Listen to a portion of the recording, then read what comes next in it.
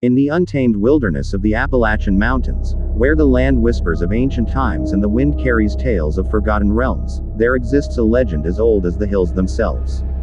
It is a story woven into the very fabric of the mountains, a narrative that binds the fate of a biblical demon to these rugged peaks. Long before settlers laid claim to these lands, before the trails were blazed and the valleys named, the Appalachians were a place of profound mystery.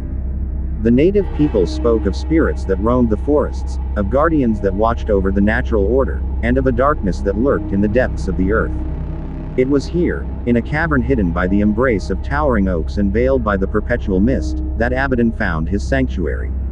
Cast down from the celestial heights, this demon, known as the Destroyer, sought refuge in the shadows of the world.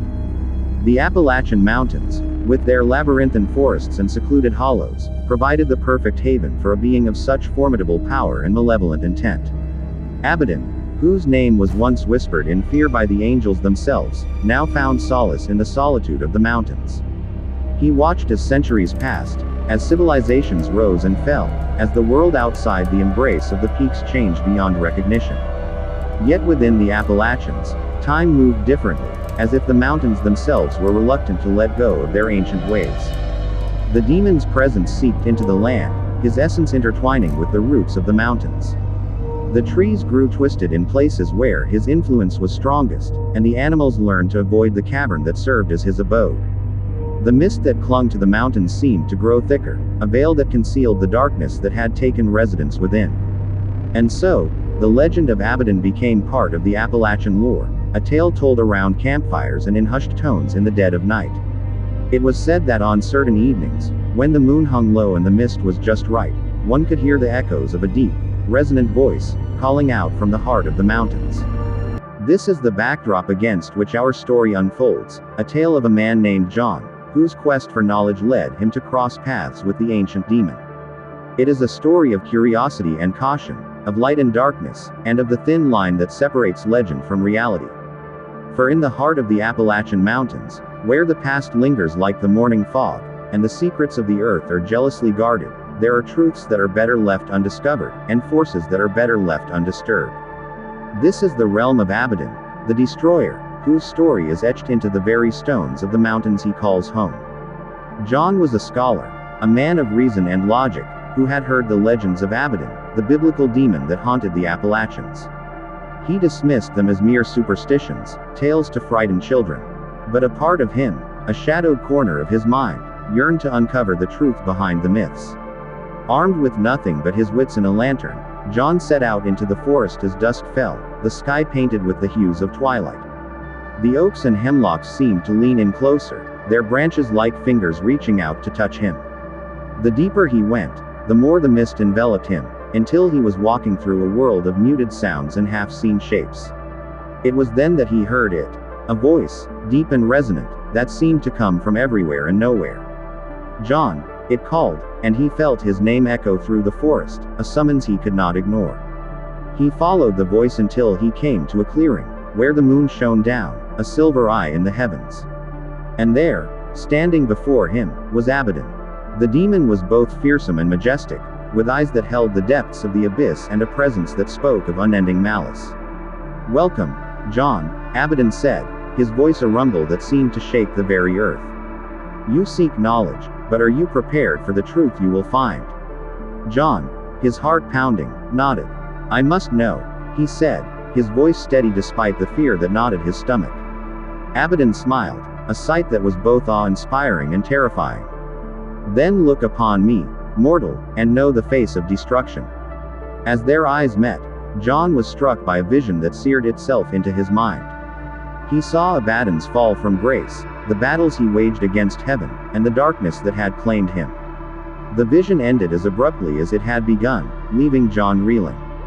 He looked at Abaddon, and he knew that he had seen the truth behind the legend. But with that truth came a price. "You have your knowledge, John," Abaddon said, his voice now a whisper of shadows. "But with it comes a burden.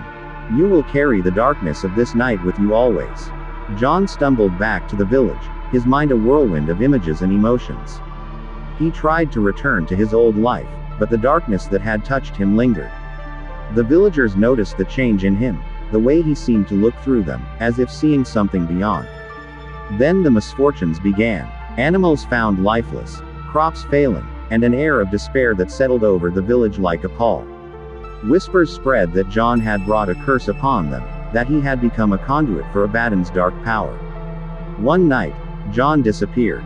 The villagers searched, but all they found was a trail that led into the heart of the forest, where the mist lay thick upon the ground, and the air was heavy with the scent of decay. They knew then that John had become one with the legend he had sought to understand. He had become a part of the night, a shadow that moved through the trees, a whisper in the darkness. And so, the story of John and Abaddon became a cautionary tale, a warning that some knowledge comes at too high a cost. For in the heart of the Appalachians, where the mist holds the memories of the ages, there are secrets that should never be unearthed, and truths that should never be known. The villagers tried to forget, to return to their lives before John's fateful journey. But the forest had changed. It was no longer a place of solitude and peace, it was a place of whispers and shadows. The mist seemed to linger longer, and the nights grew colder, as if the warmth of the sun could no longer touch the earth. Children stopped playing near the woods, and travelers avoided the village, for the tale of John and Abaddon had spread far and wide.